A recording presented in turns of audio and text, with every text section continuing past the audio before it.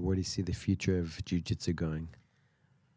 You know, Being a part of it, right? Since kind of like the earlier days in Yeah. America, and seeing it grow and I think- evolve with the Ultimate Fighter and UFC becoming a mainstream sport and everything else, because it's interconnected, right? Yeah, In a way. I think it's jiu-jitsu is here to stay, and it's only Yeah. got growth. Now I hear a lot about from the no gi crowd saying that gi jiu-jitsu is dead, but I think the last Worlds in Vegas The Master Worlds had is the biggest tournament ever. 10,000 people. Nah, it's all hype. Those gi tournaments, they're the ones that fund all the no gi things. Exactly, but also It's all interconnected.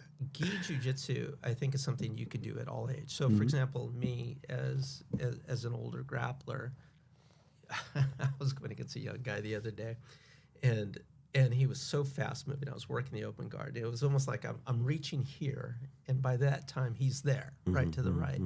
And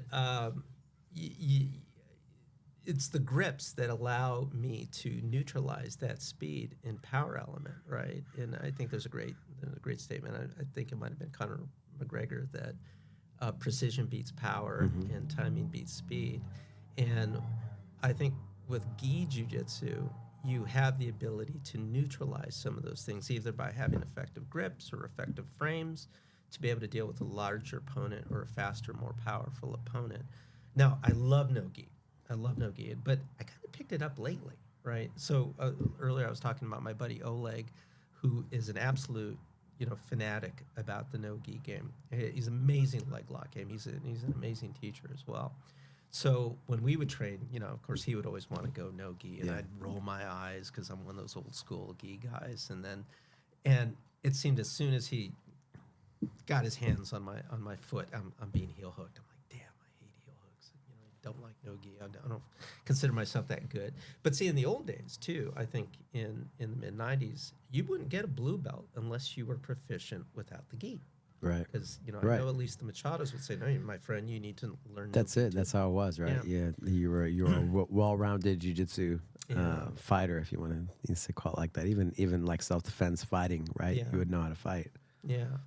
So somewhere over the last year, I have just developed a love of the no-gi game, and I think I've got over that concern I had about, okay, I'm not fast enough, I'm not powerful enough. You just adapt and adjust. Yeah. I think I learned a little bit more about how to protect my feet, which makes me feel safer in that rolling environment, because that's what you have to look out for is the heel hooks.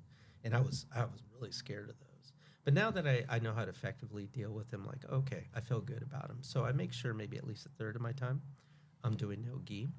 And I love it. I think it's fantastic. And I've also, probably refined my game a little bit. So I'm not having to think about a gi and no-gi game. Like I'm using just common grips, like a lot of C-clamp grips. Yeah.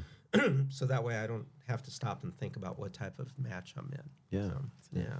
But I expect this sport to go bigger and better. And, I look at the kids' classes. And, just a ton of kids that are loving it because, just looking at my granddaughter, she picked jiu-jitsu over ballet and soccer.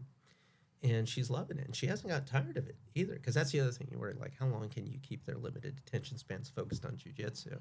And, the smarter schools, like what Legacy does, is incorporate games, right? To keep them engaged, to keep it fun.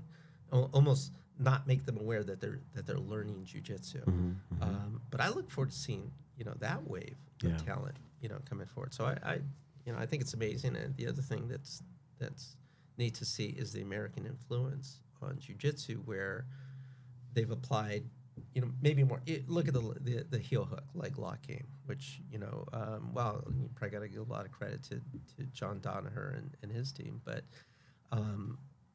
where they've applied more science to the training. Because I remember when I started training, you would learn an arm bar. You would learn it in very simple steps. You move your hips here, you bring the leg over his head, and you pull, but there's probably a lot more nuance that goes into that. And I think that's one of the influences of the American side that jiu-jitsu has had on applying those science. And let's face it, this is still an evolving sport. They're still developing new moves. And I'll tell you, one of the frustrations I have that's challenging is not just not knowing these moves, not even being able to know their names, you know? Yeah. So this is one of my cranky old man stories is like, back in my day, we didn't have names. We've heard the Hands of Gracie when it's like, don't make it, don't make it harder, don't make it fancy, just show me the move, you know? Yeah. Mm-hmm. Exactly. But it's good to put some names and some, so you have a reference, right, of what that is. Mm-hmm. And now it's become global. You know, it's worldwide. Back then, you know, you had Brazil, then you had the U.S. Now you've got, you know, you've got these overseas. Oh man, Europe. I mean, Asia. Yeah. I mean, even like the Russia and the guy that's growing like wildfire over there. Yeah, and they're all having Middle East, right? an influence on the sport.